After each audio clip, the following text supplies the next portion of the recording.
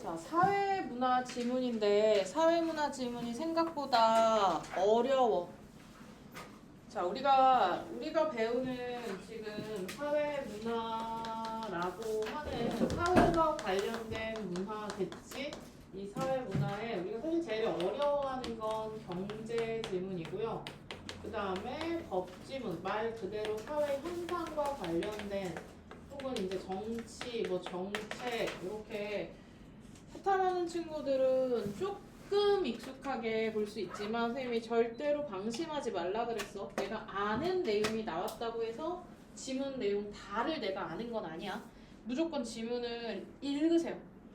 선생님 요즘에 질문을 많이 받는 것 중에 하나가 선생님 지문을 다 안 읽고 그냥 중요한 것만 골라서 읽고 문제를 풀어야 된다는데요? 야, 근데 어떻게 지문을 안 읽고 지문을 보고 어디가 중요한지 어떻게 알아?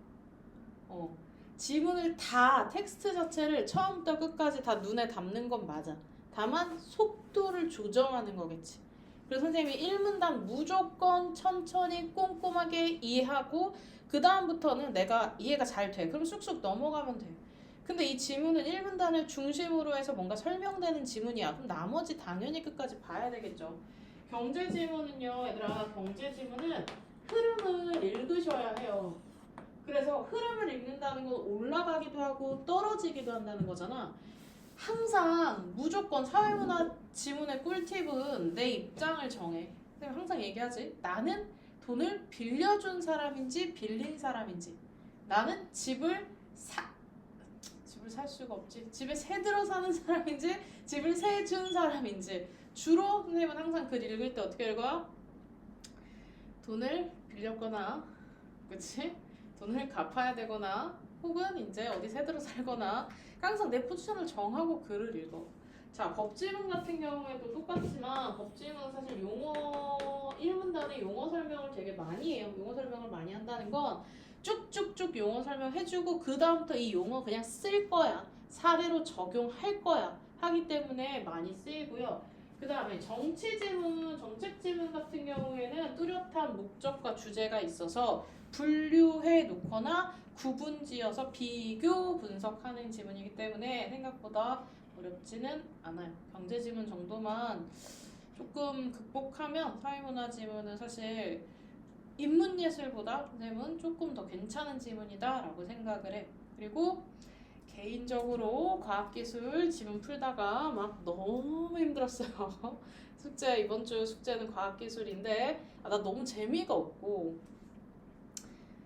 거의 선생님 일치 확인으로 많이 풀긴 했는데 이제 막 오히려 이제 과학기술 너무 재밌어 막 이런 사람도 있겠지. 자, 그렇지만 이제 개인의 흥미와 재미로 풀 수는 없으니 생각보다 그리고 수능 특강 문제 많이 틀리실 거야. 선생님이 분명히 수특 되게 쉽다고 했는데 막상 내가 문제를 푸니까 막 한두 개씩 막 틀려. 좀 천천히 꼼꼼하게 보시고요. 절대로 해설지 보지 마세요. 해설지가 동어 반복인 경우가 좀 많거든. 그래서 뭐 예를 들어서 뭐 상승했다. 그럼 답지에는 상승이 아니므로 틀렸다. 약간 이런 식이 많아서 웬만하면 해설지를 보지 않고 나 스스로 오답을 하세요. 그러니까 채점용으로는 봐야 되지만 도대체 이게 왜 그러지 하는 부분들이 있을 거야. 그러니까 해설지에 근거해서 오답하지 말라고. 좋은 습관 아니야. 알았지? 자, 그래서 112페이지 보면 사회문화 분야의 글이란 사회현상에서 일어나거나 일어날 수 있는 다양한 문제를 소개하고 해결하는 방안을 제시하는 글이다. 사회현상이나 문화현상을 다양한 관점에서 논리적, 체계적으로 그 다음에 법, 사회학, 뭐 경영학, 경제학, 인류학, 그 다음에 문화학과 관련된 글을 포함합니다. 자, 사회문화 분야의 글 읽기 방법. 자, 사회현상이나 문화현상을 제조로 삼은 글의 경우 제시된 현상의 특징에 주목해야 합니다. 이때 문제가 되는 현상을 제시했다면 그래서 문제가 삼고 있는 것이 무엇인지 정확히 파악해야 합니다. 그럼 다 문제가 있다는 거지. 혹은 학자들이 주장한 게 있고 혹은 비교한 게 있다. 그래서 자, 최근에 뭐 나왔어요? 명예훼손 나왔고요. 뭐 광고, 기업 경영, 경마식 보도, 그 다음에 뭐 데이터 어떤 지문이 나오든지 우리가 잘 극복할 수 있도록 글을 읽어갈게요. 자, 갑시다. 채권부터 시작을 해보자. 채권이란 정부나 지방자치단체, 기업 등이 자금을 차입하기 위해 발행하는 유가증권으로 만기 동그라미, 액면가 동그라미. 자, 채권이라는 건 만기와 액면가가 중요해. 채권분으로부터 발생하는 현금 흐름을 알 수 있습니다. 예를 들어 만기 1년 액면가는 1,000원인 할인채. 자, 용어 쭉쭉 나오잖아. 용어 설명 나올 거야. 자, 예를 들어서 우리가 주식이라고 해 나왔어. 그러면 주식에 대한 설명이 안 나와. 그럼 이거는 그냥 상식이라고. 자, 은행이라는 설명이 나왔어. 근데 은행이 뭐 하는 곳인지 말을 안 해줘. 그럼 지금 못 풀어? 큰일 나. 은행을 모르면 어떻게 수능 공부를 해요? 자, 상식적인 부분은 용어 설명을 안 해줘. 근데 선생님 저는 할인채 모르는데 어떡하죠? 괜찮아. 설명해주잖아. 지문에서 본문에서 설명해주는 부분은 상식이 아니라 그냥 설명해주는 배경지식 만들어준단 말이야. 자, 할인채란 액면가보다 낮은 가격으로 발행되어 만기의 액면가를 지급받는 채권으로. 자, 할인채라는 건 액면가보다 낮은 가격으로 측정이 된대. 할인채의 가격은 할인채로 발생하는 현금 흐름, 즉 액면가의 현재 가치와 같아집니다. 자, 다시 얘기해서 할인채라는 건 뭐야? 액면가의 현재 가치랑 같아진대. 자, 쉬운 예로 선생님이 1년 동안, 자, 승주야 선생님한테 1억을 빌려줘. 내가 1년 뒤에 1.1억을 줄게. 이게 액면가면 액면가의 현재 가치인 할인채는 얼마가 되는 거야? 1억이 되는 거지. 자, 형광펜 들고 밑줄 좀 칠게요. 할인채의 가격이 액면가의 현재 가치보다 낮다면 상승하고, 반대로 액면가의 현재 가치보다 높다면 하락합니다. 자, 할인채 가격이 액면가의 현재 가치보다 낮다면, 자, 액면가의 현재 가치가 1.1억이 아니라 현재 가치를 따져봤더니 뭐 1.08억이래. 그럼 오히려 할인채가 어떻게 돼? 더 낮잖아. 그러면 올라간다는 얘기고, 자, 액면가의 현재 가치가 높다면 하락한다. 다 무슨 말이야? 현재 가치 기준으로 물가 상승을 반영해서 돈을 맞춰줘야 된다는 거야. 자, 선생님이 좀 극단적으로 해보자. 승주야, 선생님한테 1억을 빌려줘. 그럼 내가 30년 뒤에 1.1억을 줄게. 빌려줘, 안 빌려줘? 빌려줄 거야, 안 빌려줄 거야?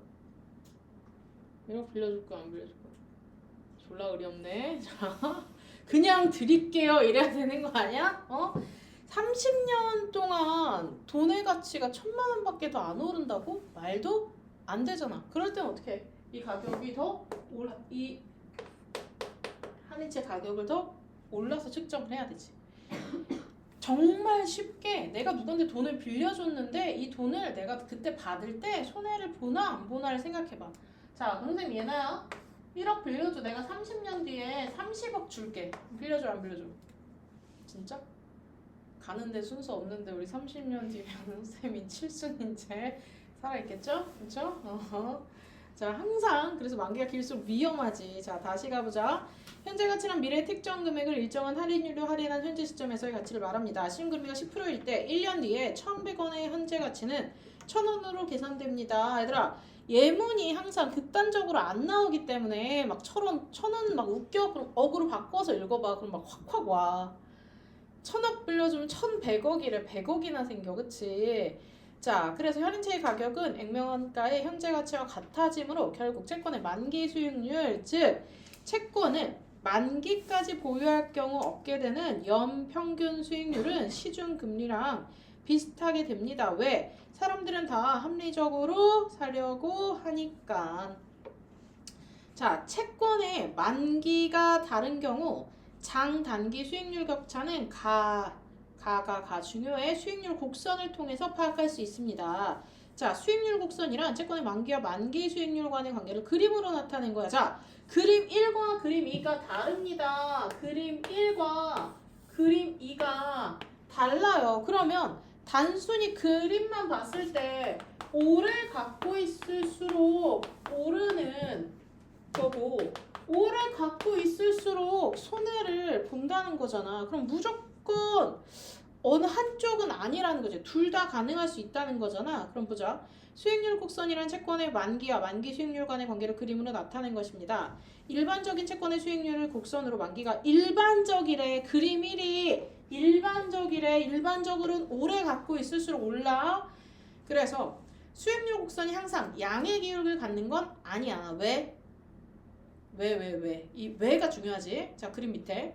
투자자는 채권에 장기 투자할 때 한 번에 장기 채권을 살 수도 있고 단기 채권을 연속해서 살 수도 있습니다.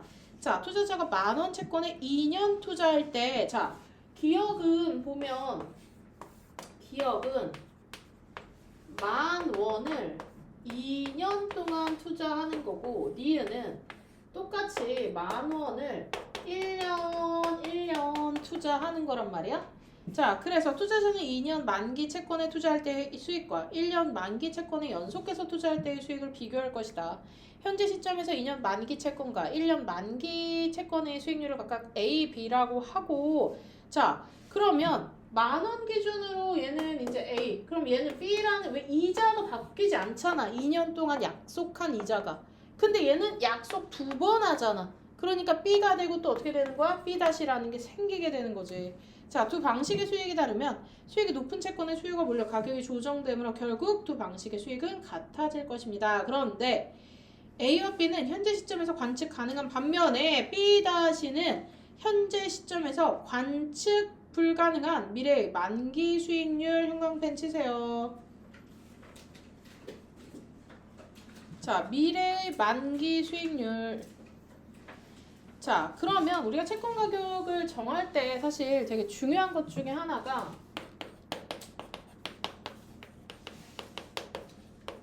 실비하세요. 내가 이 앞으로 우리 경기가 좋아질까? 아니야. 폭망할 것 같아. 나빠질 것 같은데 내가 이 돈을 필요할 때 융통해서 유용하게 자금으로 현금 흐름으로 만들 수 있어? 지금 이 채권을 사려고 하는 혹은 팔려고 하는 시장이 활발해? 크게 이 세 가지를 기준으로 우리가 채권에 대한 가치가 결정이 돼. 근데 우리가 사실 모르잖아. 이걸 모르잖아. 이걸 예측해 보는 거지. 뭐 어떻게 될지 어떻게 알아? 모르니. 자, 알면 다 주식으로 대박 났겠지. 자, 모르잖아. 모르니까 그냥 기대해 보는 거야. 응? 그래도 지금보다 B보다 봐봐. B보다 B 때가 더 좋지 않을까? 좀 경기가 나아지지 않을까? 기대해 보는 거지. 자, 그래서 A는 B보다 높고 수익률 곡선은 양의 기울기를 갖게 된다. 반대로 투자자들이 B가 B에 낮을 거라고 믿으면, 자, 그러면 낮을 거라고 믿으면 어때? 아, 떨어지겠네 라는 그래프도 생길 수 있는 거지. 왜? 경기가 무조건 좋아져요? 경기가 나빠지기도 하잖아. 그치? 자, 투자자들의 향후 경제 상황에 대한 기대가 수익률 곡선에 반영되며, 자, 장기 채권 동그라미 치세요. 만기 수익률이 금리 변화에 민감하게 반응할 수 있다는 것을 의미합니다. 경기 호황이 예상되어 투자자들이 금리 상승을 예상하는 경우에 양의 기울기를 갖게 돼. 하지만 반대로 안 될 거야 라고 하면 음의 기울기를 갖게 됩니다. 그래서 1번에 3번이고요. 얘들아, 2번의 정답은 4번인데 우리 2번에 2번이 왜 틀렸는지를 한번 써보세요. 2번에 2번 오답 많고요. 2번에 2번 오답 약간 중요해요. 얼핏 보면 틀려요. 2번 보기 보면 2번에 만기 수익률과 기억의 만기 수익률이 니은의 만기 수익률보다 커지면 기울기가 상승한다라 그랬어. 근데 만약에 기억의 만기 수익률이 2에서 6%가 되고 그 다음에 니은의 만기 수익률이 만약에 뭐 4에서 8%가 되면 크잖아. 그치? 근데 얘는 어때? 변화율은 수익률이 증가하는 게 아니라 지금 뭐야? 변화율을 보는 건데 여기서는 변화율이 어때? 자, 이거 핵심이 뭐냐면 수익률 증가가 기울기 증가가 아니라는 거야. 수익률이 올랐다고 해도 되게 비교과 어때? 똑같이 이동하면 기울기가 같음이라고 나올 수 있잖아. 그래서 많이 놓쳐요. 그냥 이러고 4번까지 안 봤을 수 있어요. 그 다음에 3번 문제. 자, 1년 만기 국채 수익률이 2.5에서 2.3으로 떨어졌네. 자, 10년짜리는 3.0에서 2.7로 떨어졌네. 자, 그러니까 어떻게 돼? 경제학자들은 야, 이제 금리가 떨어질 거야 라고 얘기를 하지. 자, 선생님 아까 만기 기간이 되게 중요하다 그랬잖아. 장기 국채일수록 어때? 금리에 민감하게 반응을 합니다. 자, 그래서 1번 봅시다. 한국은행의 기준 금리 영향으로 채권의 장단기 수익률 격차가 축소되었다. 자, 그 다음에 2번 맞고요. 2번에 한국은행의 경기 하락에 대한 우려와 달리 투자자들이 어떻게 직접적으로 뭐 그렇게 얘기한 건 없지만 고민하고 있지. 그 다음에 3번에 한국은행의 기준금리 인하에도 불구하고 수익률 곡선은 양의 값으로 나타나고 있다. 왜? 그래도 2.3보다는 2.7이 더 크니까. 그래도 얘가 더 크니까.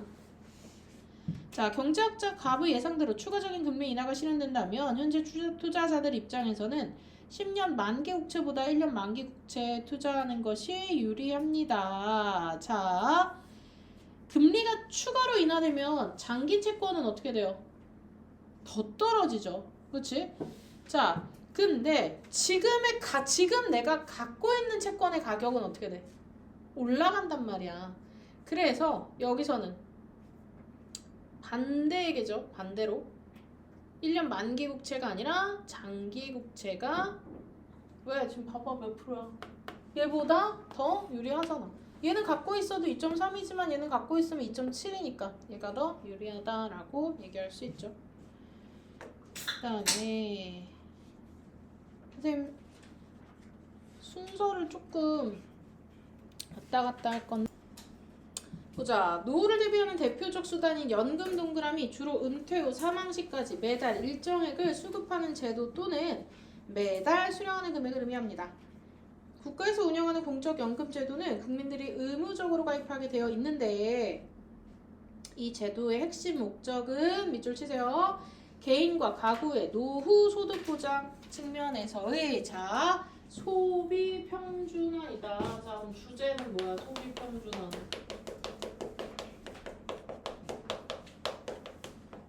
이게 목적이래. 소비 평준화가 뭔데? 경제활동을 하는 시기에 얻은 소득을 은퇴 후의 소비에도 쓸 수 있도록 생애 소득을 배분하는 것을 의미합니다. 자, 우리나라의 대표적 공적연금 제도인 국민연금 제도는 경제활동 시기의 소득의 일정 부분을 정기적으로 납부하고 은퇴 후 사망 시까지 매달 일정액을 수급하는 제도로서 10년 이상 가입한 사람만 연금을 받을 수 있습니다. 자, 국민연금 제도는 국민이면 우리 18세 이상이면 무조건 다 내야 돼. 물론 이럴 수는 있어. 지금 내가 뭐 너무 이제 뭐 수입이 없고 힘들어서 내는 거를 조금 미룰게요. 혹은 정부에서 20만 원 내라고 했는데 내가 이 정도까지 낼 형편이 안 돼서 이 금액을 좀 낮춰주세요. 뭐 이렇게 할 수 있지만 의무적으로 이건 무조건 국민이니까 다 내는 세금이야. 그래서 지급률은 가입 기간이 10년일 때 50%이고 1년 늘어날 때마다 50%씩 증가해 최대 100%에 이르게 됩니다. 자, 기본연금액은 가입자 개인의 소득 평균액뿐만 아니라 국민연금 제도의 전체 가입자의 평균 소득 밑줄 치세요. 전체 가입자 아주 단순하면 뭐 30, A는 10, 그 다음 50이라고 해보자. 그래서 자, 그럼 30, 10, A, B 그럼 나누면 어떻게 돼? 그러면 20. 그래서 2로 나눈 만큼의 A는 그래서 얼마를 받아요? 20. 바뀌었지? 다시 가자. 자, 평균 소득이 30. A가 10, B가 50. 그러니 나눴을 때 더해서 나눴을 때 평균 소득이 30이 되는 거지. 그랬을 때 A는 20, B는 얼마? 40을 받는다. 이거 좀 이상하지? 왜? 그래도 많이 버니까 세금 많이 내죠. 자, 국민연금에서 소득 평균액이 낮은 이들이 소득이 많은 일부를 보전받을 수 있습니다. 또한 부양가족이 있는 경우에 일정 연금액을 더 받습니다. 그리고 수급권자가 사망할 경우에는 연금의 일정 비율을 유족이 받을 수 있다. 자, 유족이 받을 수 있대. 유족이 받을 수 있대. 사적연금도 그럴 수 있나? 자, 감사. 자, 한편 사적연금 제도도 있는데 기업이나 개인 차원에서 노후 준비를 지원하는 제도로 노후에 보충적 동그라미. 사적연금 제도는 나는 사실 없어. 그래서 이건 선택해서 지금 가입할 수 있다는 거잖아. 자, 최소 5년 이상 납입하면 납입 금액을 만 55세 이후부터 일정 기간 연금으로 나누어 받을 수 있는 제도입니다. 일반적으로 예금이나 적금으로 이자를 받을 때 일정 비율의 세금을 내야 하는데 연금저축계획 이자를 연금으로 받을 때보다 훨씬 낮은 비율의 세금이 책정됩니다. 또한 근로자에게는 근로자 기준이죠. 납입한 금액의 일정 비율만큼의 이 세금 감면이 뭐야? 세제 혜택해 준다는 거지. 하지만 55세 이전에 계좌를 중도 해지하면 받을 수가 없고 반환해야 된대. 근데 경제활동을 한 기간이 짧거나 없는 이는 55세 이전에 죽으면 안 되나?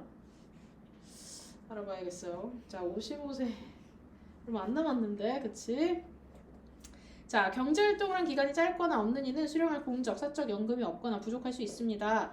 자, 이러한 이들은 노후를 안정적으로 영위할 수 있도록 많은 나라에서 기초연금 제도를 운영하고 있다. 기초연금 제도를 분류하는 방식은 매우 다양한데 사회수당, 최저소득보장, 최저보장연금으로 나눌 수 있습니다. 자, 그래서 사회수당형 동그라미 1번 수급 연령과 거주 요건을 충족하면 별도의 소득 및 자산 조사 없이 연금을 지급하는 범주형 방식이고요. 자, 물론 사각지대를 제거할 수 있지만 또 어때? 다 준다고? 그럼 65세 이상의 막 천억 자산가도 받는다고? 뭐 좀 그렇지. 자, 소득 인정액이 최저 소득에 미치지 못하는 경우 부족한 만큼 지원하는 형태고요. 특정 경제 수준 이하의 노인만을 목표로 하기 때문에 운용되는 재정에 비해 빈곤이 해결되고 재정 효율성이 뛰어나. 하지만 뭐 재산이 얼마예요? 뭐 이 집에 누가 살아요? 뭐 이런 거 다 조사해야 되잖아. 그럴 때 행정 비용이 많이 든다라고 볼 수 있죠. 자, 다 조사할 수가 없잖아, 그치? 그 다음에 니은의 최저보장연금형은 수령연금을 조사하여 국가가 정한 연금 수령 기준 금액보다 적은 연금을 수령하는 노인에게 차액을 보충 동그라미. 연금만 조사하면 되니까 행정 효율성을 높일 수 있지만 수급 대상자가 많으면 소요 예산이 크기 때문에 공적 연금이 충분히 성숙하여 은퇴자 대부분이 높은 수준의 노령연금을 수급하는 상태에서 도입할 수 있다. 또한 연금 소득은 많지만 연금 이외의 소득이 적은 사람은 또 어때? 대상자가 못 되고 또 사각지대가 있을 수 있죠. 자, 우리나라의 기초연금 제도는 자산 및 소득 조사를 통해 만 65세 이상의 국민 중 소득 인정액이 최저소득인 이 사람에게만 연금을 지급한다는 점에서 최저소득 보장엔 가로치세요. 우리나라. 그치만 기초연금 국민연금의 합이 그 일정 금액을 넘으면 또 안 줘. 그치? 감하는 것도 있어. 자, 부부는 둘의 소득과 재산을 함께 고려하는데 최저소득에 해당하는 금액은 단독 가구일 때보다 부부 가구일 때 더 큽니다. 또한 뭐 군인연금, 뭐 선생학교 교사연금, 뭐 이제 공무원연금 또 이런 것도 또 다 따로 있어요. 자, 공적연금 제도에 강제로 가입되는 것에 대한 불만을 제기하는 이들이 있고 사적연금 제도에 대한 세금 지원으로 인한 세수 부족을 우려하는 사람들도 있습니다. 또한 기초연금 제도의 방식이나 연금액 등에 대해서 논쟁이 벌어지기도 하지만 그럼에도 불구하고 어때? 사실 되게 필요한 제도다라고 얘기를 하는 거죠. 그래서 넘어가서 4번 문제만 선생님은 좀 볼게요. 4번에 정답 1번인데 나머지 2번부터 좀 봅시다. 자, 2023년에 새로운 기초연금 제도를 도입함으로 연금을 지원받지 못하는 사각지대가 아니라 오히려 어때? 많아졌죠? 왜? 연금을 못 받는 사람들이 많아졌기 때문에. 그리고 다른 것도 여기 비교해서 봅시다. 얘들아, 어휘 문제들 이렇게 하나씩 계속 반복해서 나오는데 어휘는 나올 때마다 좀 그때그때 챙겨가. 그리고 내가 만약에 어휘 문제 같은 경우에 뭐 이거 지문에서 좀 틀렸다 하면 그냥 사전 찾아. 그게 제일 오히려 더 빠르게 정확하게 좀 볼 수 있는 방법이기 때문에 그게 제일 더 중요하고요. 얘들아, 선생님이 프린트 자, 3강 봅시다. 기업에서 위험이란 미래에 대한 예측 불안정성을 기인한 불확실성으로 실질적 결과가 기대한 결과와 다르게 나타날 가능성을 의미합니다. 국제금융거래에서 기업이 직면할 수 있는 위험 중에 환위험 세모 치세요. 자, 환율 변동으로 인해 얘들아, 환율이 뭔데? 환율이라고 얘기하는 건 교환 비율이야. 자, 나는 조개나라에 살아서 조개밖에 없어요. 근데 태경이는 뭐 아까 배나라에 살아서 배밖에 없어요. 자, 조개랑 배를 교환해서 뭔가 우리가 거래를 해야 되는데 나는 배 싫어해.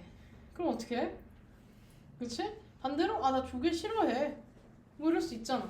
그래서 교환할 때 같은 마음 같은 입장이 아니잖아. 그러니까 어때? 되게 항상 문제가 되잖아. 그래서 사실은 뭘 정해놨어요? 기준 통화라는 걸 정해놓고 달러를 기준 통화로 삼고 달러를 기준으로 교환 비율을 정해, 환율을 정해라고 우리가 하는 거야. 그치? 자, 그 다음에 환위험은 환율 변동과 환 노출이라는 두 가지 요인에 의해 결정되며 환율 변동, 환 노출로 나타날 수 있습니다. 환 노출은 외화로 표시된 자산, 외화로 표시된 부채 또는 외화로 표시된 현금 유입 예상액, 외화로 표시된 현금 유출 예상액을 의미하는 순 노출로 측정할 수 있는데 자, 순 노출의 절대값이 클수록 큽니다. 자, 환율이 10원 하락하면 노출이 10만 달러인 기업은 10만 원의 손해를 1만 달러인 기업은 100만 원의 손해를 10만 원의 손해를 보게 됩니다. 근데 얘들아 이게 진짜 10만 원, 100만 원이 아니라 막 억조라고 생각을 해봐. 그럼 진짜 환율 10원에 아까 나같이 막 30만 원 그 막 10원에도 일희일비 했는데 기업 입장에서는 하루아침에 자고 일어나면 막 눈앞에 1,000억이 사라져 있고 자고 일어나면 막 300억이 생겨 있고 얼마나 위험해. 근데 예측이 안 되잖아. 내가 정할 수가 없잖아. 그러니 어떻게? 환율 변동과 달리 환 노출 동그라미. 환율을 우리가 정할 수는 없지만 환 노출은 우리가 대비할 수 있다는 거야. 자, 환 위험 관리 기법은 다양한 종류의 환 노출을 관리하여 경영상의 불확실성을 제거하기 위한 방안들을 뜻하는데 자, 해지라는 말은 뭐냐면요. 해지라는 뜻은 울타리 어원을 갖고 있고 사실은 뭔가를 지키다, 보호한다라는 거야. 그럼 여기서 뭐야? 돈을 지키는 거잖아. 해지 기법에 따라 수반되는 거래 비용 효율성이 달라지므로 환 위험의 종류와 크기, 미래의 경제 상황을 고려하여 다양한 기법을 비교 검토해서 효율적인 환 위험 관리 전략을 수립해야 합니다. 자, 환 노출은 여러 가지로 나눌 수 있는데 그 중에서 거래 노출은 외화 표시 거래의 청산 과정에서 환율의 변동으로 인해 환차액 또는 환차손이 발생할 수 있는 정도를 말합니다. 자, 거래는 이미 끝났으나 결제가 나중에 이루어지는 경우 그 사이에 일어난 환율 변동이 결제 대금 가치 변동을 야기할 수 있습니다. 자, 선생님이 재아한테 자, 그럼 내가 재아랑 이제 거래를 한 거야. 재아야, 내가 물건은 지금 물건은 준비됐나? 물건은 지금 받고 돈은 1년 뒤에 줄게라고 얘기를 했어. 자, 근데 물건 하나에 1,000원이었단 말이야? 근데 제가 내가 1년 뒤에 달러를 줄게 있어 보이잖아. 그래서 제가 좋은데? 라고 했어. 근데 원래 1달러가 1,000원이었거든? 근데 1달러가 800원이 된 거야. 그럼 제아는 어떡해? 개망했지. 자, 근데 내가 깝치다가 1달러가 1,500원이 된 거야. 그럼 난 어떡해? 폭 망했지? 그치? 그래서 이게 어떻게 될지 모르잖아. 그러니까 뭐 한다고? 이 환 위험을 관리하기 위해서 이런 방법들을 쓰는 거야. 뭔지 보자. 자, 내부적 관리 기업은 이건 쉬워요. 내부적 관리 기업은 쉬워요. 순노출을 줄이거나 순노출의 증가를 방지하기 위한 조치로 네팅과 매칭이 있습니다. 자, 네팅은 다국적 기업의 본사와 네팅과 매칭이 있는데 자, 네팅은 내가 어떻게 했냐면 자, 우리가 삼성물산, 삼성엔지니어링, 삼성전자, 삼성 뭐 많잖아 계열사가. 하나 망하면 다 망해? 하나 망해도 나머지 살고 나머지가 살아서 하나 또 살려내고 분산 투자하는 것처럼 니은의 매칭은 외화자금 흐름의 불일치에서 발생할 수 있는 환위험을 원천적으로 제거하기 위해 외화자금의 유입과 유출별, 통화별, 만기별로 일치합니다. 자, 선생님 방금 아까 뭐라 그랬어요? 환율이라는 건 교환 비율이기 때문에 문제가 생긴다 그랬지. 그러니까 그냥 교환할 필요 없이 무조건 한국 기준 무조건 달러면 달러 아니면 원 하면 원화 똑같은 돈으로 거래만 하자. 그럼 교환할 비율이 안 생기잖아. 그렇게 만든다라고 얘기를 하는 거죠. 그 다음에 넘어가서 외부적 관리 기법이 되게 중요합니다. 자, 외부적으로 우리가 어떻게 관리를 해야 되냐면 자, 첫 번째는 선물환.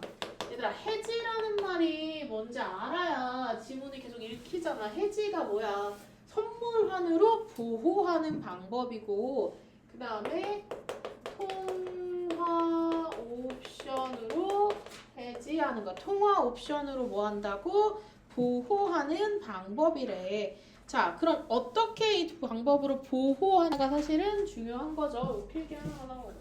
자, 선물환 해지 같은 경우에는 이걸 우리가 사실 배울 일이 경영학과 가면 배울 수 있어요. 필기하고 갈게요.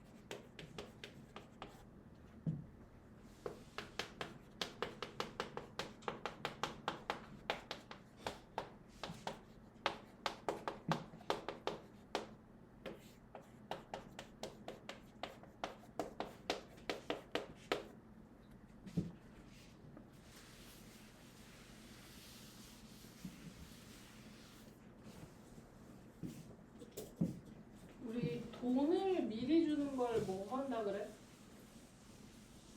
돈을 나중에 주는 걸 잔금 쳤니? 남은 금액 계산했니? 이렇게 얘기하지. 돈을 미리 주는 거 선금으로 준다 그러잖아. 선물환이라는 거야. 물건을 먼저 준다는 뜻이야. 돈은 나중에. 일단 써봐.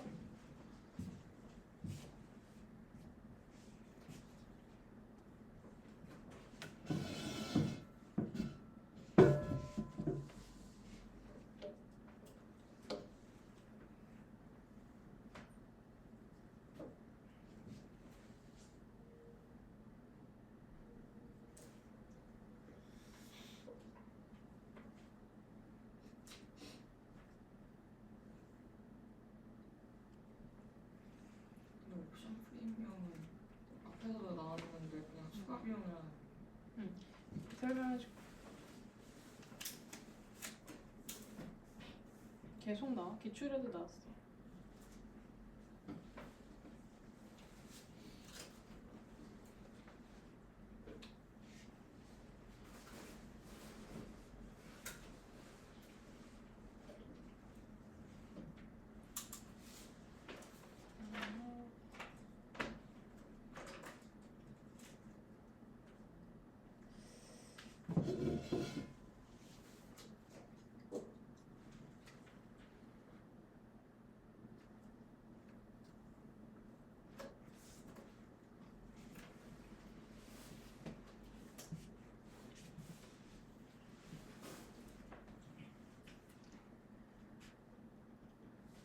봅시다. 외부적 권리 기법은 매우 다양한데 선물한 해지와 통화 옵션 해지가 대표적입니다.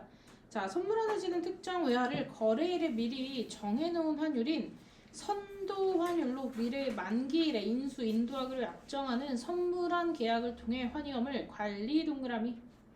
자, 선물한 계약은 거래 체결 시가 아닌 만기일에 돈 줄게 미래 시점에 외화 유입이 예정되어 있는 기업은 해당 거래 금액만큼 선물한 계약을 상대방에게 매도하여 안정적인 현금 흐름을 만들 수 있지. 자, 그러면 예를 들어 우리나라 A 기업이 미국에 자동차를 수출하고 100만 달러를 3개월에 받기로 했어. 지금 1,000원인데 환율 오를 거야. 그럼 어떻게 돼? 게이득. 근데 800원으로 하락한다면 손해라는 거죠. 그래서 A 기업이 만기가 3개월이고 선도 환율이 1,200원인 선물한을 매도하면 3개월 후 수출 대금으로 받은 100만 달러를 선물한 계약 상대방에게 인도하고 12억 원을 확정적으로 얻을 수 있다. 봐봐.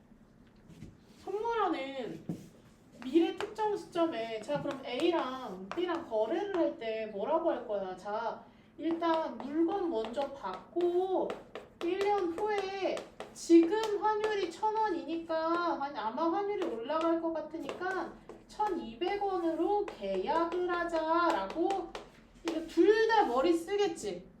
얘도 손해 안 보는 계약할 거고 얘도 이득 보는 계약을 하려고 둘 다 머리 쓰겠지. 근데 1년 사이에 뭐 갑자기 코로나가 터졌다거나 우리가 뭐 예측 못하는 일들이 생길 수 있잖아. 그러니까 반드시 해야 되니까 사실은 어때? 조금 위험해. 그래서 얘보다 조금 더 안전한 게 통화 옵션 해지인데 자 그래서 통화 옵션 해지를 이용할 수 있다. 통화 옵션의 일환 외환을 미리 약정된 행사 가격으로 만기일 또는 그 이전에 매입하거나 매도할 수 있는 권리. 자 그럼 이렇게 생각하면 돼. 이 1년이라는 기간까지 가지 않아도 돼. 나 이 시점에 자 지금 환율이 갑자기 미친 듯이 돼서 1,400원이 됐어. 나 그러면 나 지금 우리 스탑할 권리를 갖고 있으니까 이게 옵션 프리미엄이거든. 내가 중간에 이 환율이 한창 올랐을 때 나 지금 거래할게 라고. 그러니까 물론 근데 이것도 뭐 예를 들면 한 100만 원 주고 산다든지 돈이 들어가겠죠. 그럼에도 불구하고 내가 아무리 봤을 때 환율에 대한 예측이 안 돼. 혹은 분명히 얘가 떨어질 거라고 했는데 나는 또 오를 것 같아 하면 입장이 각자 다르니까 내가 미리 돈을 주고 옵션 프리미엄이라는 걸 사는 거야. 그러니까 쉽게 얘기해서 옵션 프리미엄은 1년까지 가지 않고 중간에 스탑할 수 있는 권리야. 그래서 우리 게임하다가 그만하자라고 말할 수 있는 권리라고. 근데 게임하다 그만하자 그러면 돼?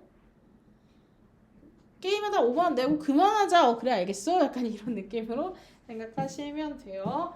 자 그래서 잘 나와 이거. 매입 청구권이 부여된 옵션을 콜 옵션이라고 하고 그 다음에 매도 청구권이 부여된 옵션을 풋 옵션이라고 합니다. 자, 콜 옵션은 환율이 상승할 때, 풋 옵션은 환율이 하락할 때 이게 발생하는 상품이므로 각각 환율 상승 위험과 환율 하락 위험을 관리하기 위한 수단으로 활용할 수 있습니다. 자, 통화 옵션은 선물한 계약과 유사하나 옵션 매입자가 환율에 따라 옵션 행사 여부를 선택할 수 있는 권리가 부여되었다는 점에서 차이가 있습니다. 자, 옵션 매입자는 밑줄 치세요. 자기에게 유리할 때만 옵션을 행사하는 권리를 가지는 대가로 자 옵션 행사 여부와 무관하게 옵션 매도자에게 옵션 프리미엄을 지급해야 돼. 자 내가 그만할게 라고 말했으니까 내가 돈 내고 그만해야 된다는 뜻이죠. 자 A 기업이 위와 동일한 상황에서 행사 가격이 1달러당 1,200원이고 옵션 프리미엄이 달러당 10원인 달러와 풋 옵션을 매입하면 3개월 후에 환율에 따라 옵션 행사 여부를 설정할 수 있습니다. 만약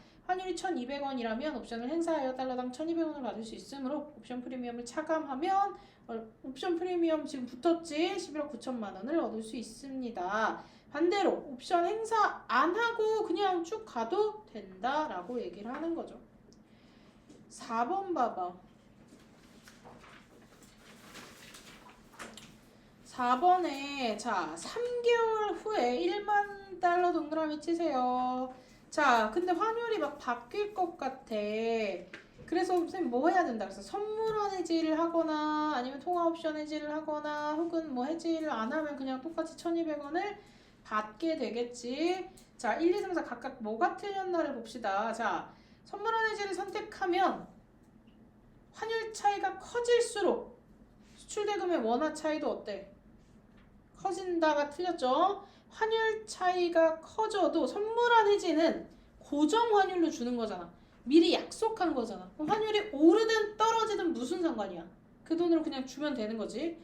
자, 그 다음에 2번에 자, 3개월 후 환율이 1,210원이면 가면 그 다음에 수출대금의 원화 가치는 통화옵션 해지를 선택했을 때보다 자, 지금 선물한 해지를 할 때 추가이익 없고요. 그 다음 3번에 옵션 프리미엄이 없다고 지금 가정했죠. 4번도 없다고 가정했죠. 자, 5번에 자, 지금 옵션 프리미엄이 없잖아. 비용이 없잖아. 근데 똑같이 둘 다 어떻게 됐어요? 1,200원이 된 거잖아. 그럼 해지를 하지 않으면 어때? 1,200원. 그 다음에 선물한 해지는 지금 얼마로 하기로 했어? 1,110원이다 라고 얘기를 했지. 그러면 둘 다 큰 차이 없이 가는 거죠. 이거 수출대금 원화 가치는 실제로 수령하게 될 원화 가치랑 비교해서 그래프를 나타냈던 건데 자, 1,190원인 가격이 올라갔어요. 혹은 1,200원이 선물안으로 고정됐어요. 근데 3개월 후에는 가격이 동일해요. 그래서 5번이 되는 겁니다.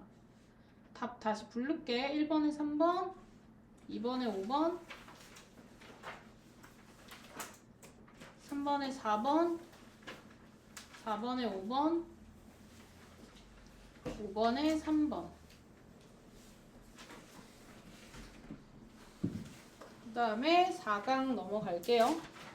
자, 정책은 사회 4강 볼게요. 사회 현실 속에 산지한 각종 문제 해결을 위한 실천적 수단으로 더 나은 미래상의 정립을 위해 정부가 제시한 일련의 방향 또는 지침입니다.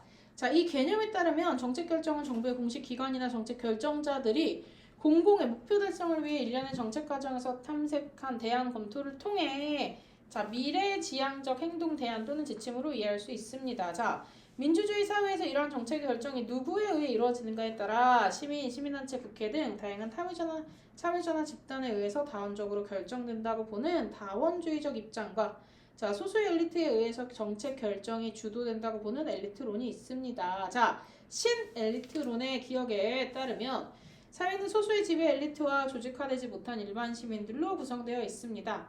자, 지배 엘리트들은 출신, 경력, 생활, 양식, 직책상의 상호 연관성 등의 동질성을 가지고 있으며 지배 엘리트 집단은 폐쇄적이야. 이러한 특성을 가진 지배 엘리트들은 세부적인 사항에 대해서는 의견이 다를 수 있지만 체제 유지의 기본적 가치에 대해서는 대체로 합의를 이룸으로써 보수적 성격을 가지게 됩니다. 왜? 자기의 권력을 계속 유지해야 되니까. 우리가 작년에 본 그 사건이랑 똑같죠. 왜 투표 안 해? 왜?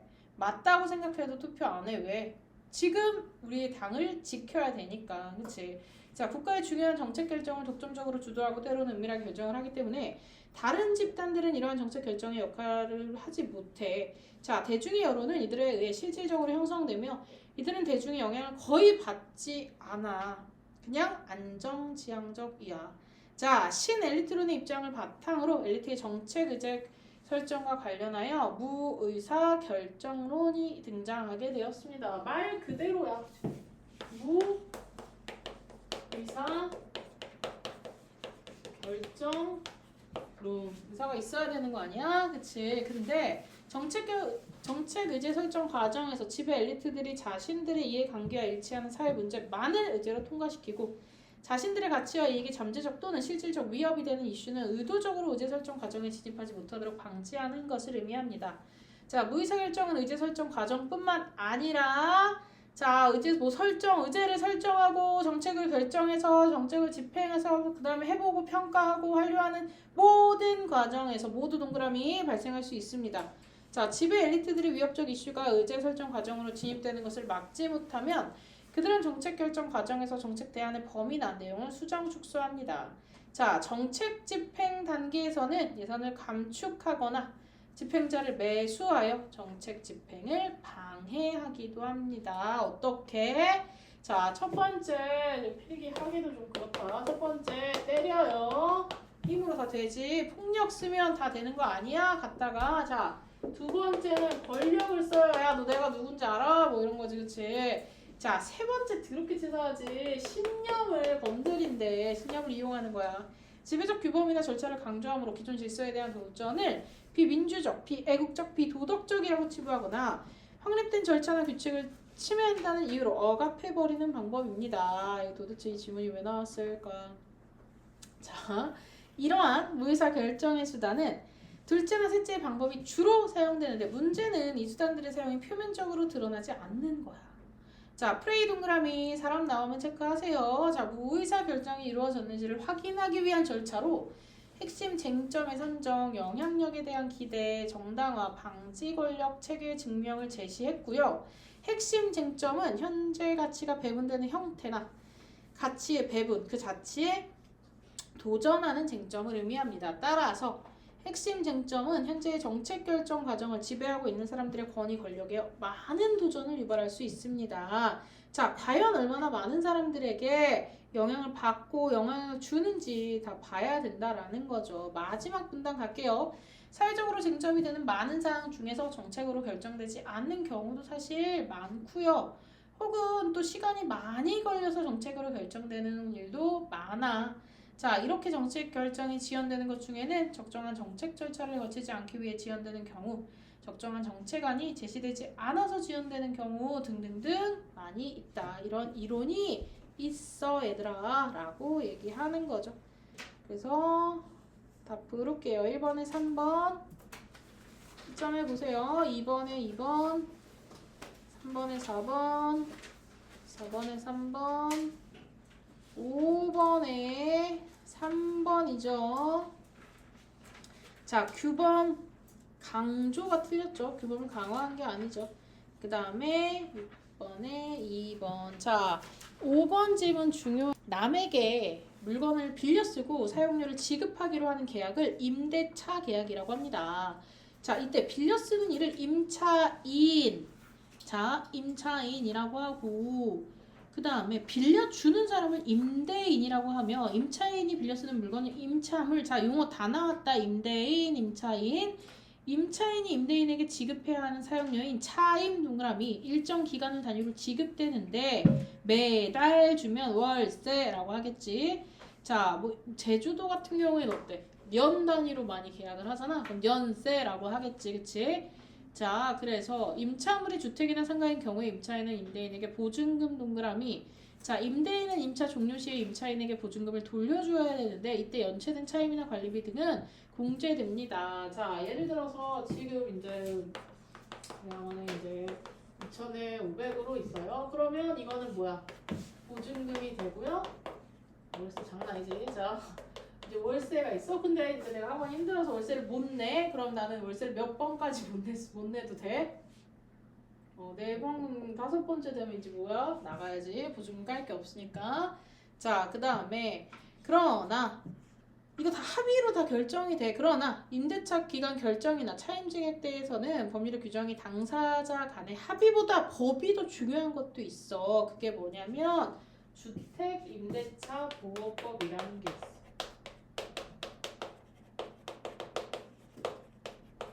자, 아무리 합의를 해도 이 법이 더 중요하다는 거야. 아무리 합의를 해도. 자, 임차인의 주거생활 안정을 위해 임대차 기간을 보장해. 자, 임차물이 주택 동그라미 치세요. 무관의 일시 사용을 위한 임대차의 경우에는 적용하지 않습니다. 자, 이 법은 임차인의 주거생활 안정을 위해 최단 존속 기간을 2년 동그라미. 임차인에게 갱신 요구권도 부여합니다. 자, 최단 존속 기간은 당사자들이 임대차 기간을 2년 미만으로 약정했거나 아예 약정하지 않았을 때 적용됩니다. 자, 법률보다 불리한 내용이 약정의 유효임을 주장할 수 있고요. 자, 임대차 기간이 1년으로 약정된 경우 1년이 지나면 기간 만료의 효과인 보증금 반환 등을 주장할 수 있으나 자, 2년이 경과할 때까지는 임대차 기간 만료를 주장할 수 없습니다. 자, 선생님이 요 전에 살던 집에서 2년을 이제 어진이 출산하고 이사를 하느라 2년을 못 채우고 한 1년 3개월 정도 살고 이사를 하게 됐단 말이야. 근데 집주인 할머니 좀 이상하셨어. 이제 이상하셨어. 집에 이미 우리가 사실 계약할 때부터도 조금 이상했는데 선택권이 없었어. 그냥. 그래서 뭐 다른 이제 선택권이 없어서 집에 들어갔는데 이제 집을 빼야 되잖아. 그러면 당연히 뭐 목비랑 뭐 이런 거 다 떠나서 갑자기 여기 우리 뒤에 들어올 세입자를 자기가 면접을 본다는 거야. 얼마나 예의 바른지. 구해지겠어? 그래서 선생님 옆에 막 변호사 알아보고 막 뭐 의차저차 막 개싸움 돼서 결국 해결은 됐는데 그 당연히 이제 우리가 먼저 나온다고 하니까 계약 파기를 내가 먼저 계약 파기를 한다고 하니까 책임은 당연히 누구한테 있어? 나한테 있는 거지. 그래서 좀 나오기 힘들었어. 그래서 만약에 우리가 계약 기간 월세가 뭐 예를 들어서 월세가 계속 계약할 때마다 올라갈 수 있으니까 그냥 계약을 한 10년 해놓으면 되는 거 아니야? 라고 생각할 수도 있는데 그 10년 전에 나오는 건 누구 책임이야? 내 책임이란 말이야. 그러니까 여기서 어때? 또 분리할 수 있다고. 자, 기억에 따라서 적정 기간의 최단 존속을 보장하고 임차인에게 갱신 요구권을 인정하는 것이 더 유리하다고 할 수 있습니다. 자, 왜 손해배상 청구해야 돼? 자, 계약의 갱신 동그라미 기간이 만료되어 소멸하는 계약의 당사자들이 종전과 같은 내용으로 다시 자, 원래 계약은 당사자의 의사 합치만 있으므로 성립하므로 처음 계약을 체결하는 경우든 계약이 갱신되는 경우든 어때? 명시적 방법을 갖출 필요는 없고요. 그냥 뭐 묵시적으로도 가능해. 자, 예컨대 주택임대차보호법 규정된 갱신 기간이 임대차 기간 종료 전 6개월부터 2개월 사이의 기간 중에 임대인이 임차인에게 계약 갱신 거절 통지를 하지 않으면 그냥 갱신하는 거야. 자, 갑자기 자, 내 만기가 이날인데 나보고 일주일 전에 나가 이러면 안 된다고. 미리 얘기해줘야 된다고. 그치? 또한 갱신 기간 중에 임대인이 적법한 갱신 거절 통지를 하더라도 임차인은 갱신 요구권을 행사하여 일방적으로 계약을 다시 또 어때? 갱신시킬 수 있는데 이것도 어때? 6개월, 2개월 사이 기간 중에 자, 임차인이 갱신 요구권을 행사하면 임대인은 법으로 규정된 갱신 거절 사유가 있음을 증명해야 돼. 임대차 계약을 종료시킬 수 있습니다. 보통 어떻게 해요? 내가 직접 들어가서 살 거다 뭐라는 식으로 하죠. 자, 임차인의 계약 위반으로 임대인이 임대차 계약을 파기할 수 있는 권리가 발생한 경우를 들 수 있습니다. 자, 2달 이상이면 임대인은 계약을 파기할 수 있는 권리가 발생하므로 이 상황에서 계약 기간이 만료되면 임대인은 갱신을 거절할 수 있다. 자, 월세를 계속 밀리는 사람이랑 계약하고 싶어요? 안 하고 싶잖아. 그러니까 거절할 수 있어. 또 임차인이 계약 위반을 한 적이 없어도 임대인 자신이나 임대인의 부모 혹은 자녀, 직계 자속이 임차물인 주택에 실거주하려고 하는 경우엔 또 거절할 수 있어. 다만 이처럼 자가거주 목적으로 갱신을 거절했던 임대인이 내가 들어서 사는 게 아니라 또 세줬어. 그럴 경우에는 손해배상 청구할 수 있다라는 거죠. 자, A 보세요.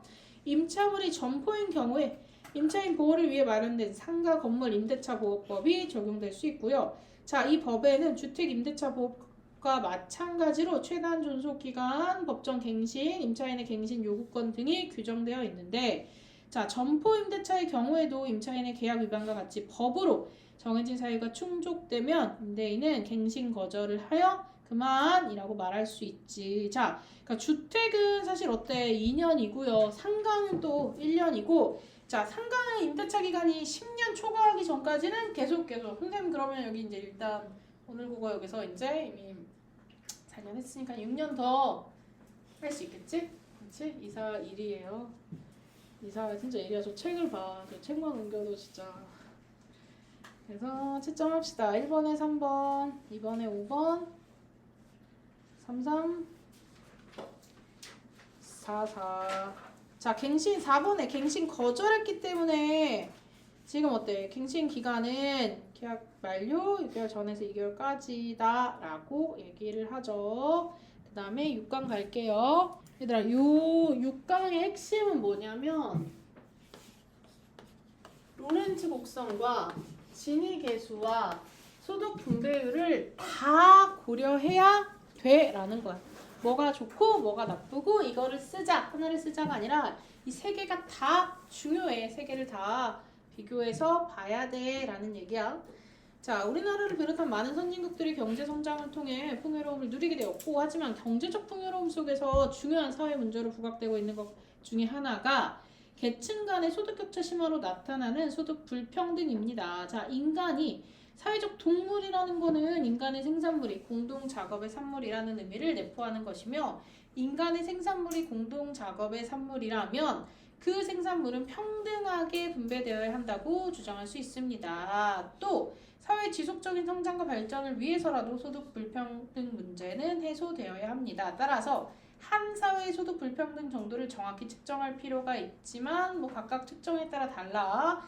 자, 소득 불평등 정도를 나타낼 때 대표적으로 활용하는 것이 뭐야? 로렌츠 곡선입니다. 자, 로렌츠 곡선이란 소득이 낮은 사람부터 높은 사람으로 나열하여 자, 모든 사람 소득이 완벽하게 균등하는 경우에 대각선 이를 완전 균등선 점점점 멀어질수록 어때? 불평등해. 자, 그림 밑에 로렌츠 곡선을 바탕으로 소득 불평등 정도를 알 수 있는 방법 중 널리 사용되는 것이 지니계수 동그라미 0부터 1까지의 숫자로 표현되고요. 자, B 사회의 소득 불평등이 더욱 심각해지면 B는 더 멀어질 거고 1에 가까워지겠지. 자, 그러면 그래프는 점점 어떻게 돼? 더 곡선이 심해질 거고 그 다음에 멀어질수록 그 다음에 1에 가까워지겠지. 0.589 이렇게 되겠지. 자, 한편 소득 점유율을 바탕으로 소득 불평등 정도를 나타낼 수 있습니다. 자, 소득 점유율이란 전체 인구의 소득 총액에서 각 분위 인구의 소득 총액이 나차지하는 비율을 의미합니다. 분위란 소득은 차례대로 정리하여 순서에 따라 동일한 규모로 나눌 때 나뉜 집단을 가리킵니다. 자, 10분위 분배율은 전체 가구를 소득 크기에 따라 정렬한 후 10등분하고 하위 40%의 가구의 소득 점유율을 상위 20%의 가구의 소득 점유율로 나눈 값이야. 자, 이거는 어떻게 돼요? 2보다 클 수는 없어. 2 이상은 안 된대. 자, 이와 달리 5분위 배율은 또 어때? 5개로 나누고 자, 근데 왜 20% 40%를 하는지 5분위 배율에서 왜 11, 60%를 하는지 사실은 정확히 나와 있지는 않아. 그래서 어떻게 소득 비율 어떻게 돼? 라고 할 때 불평등도 어떻게 돼? 라고 할 때 하나 둘 셋 다 뭐 해야 돼? 모두 고려해야 됩니다. 라고 얘기를 합니다. 4번 문제 제일 중요합니다. 자, 이거 안 풀린 사람 4번만 풀어보세요.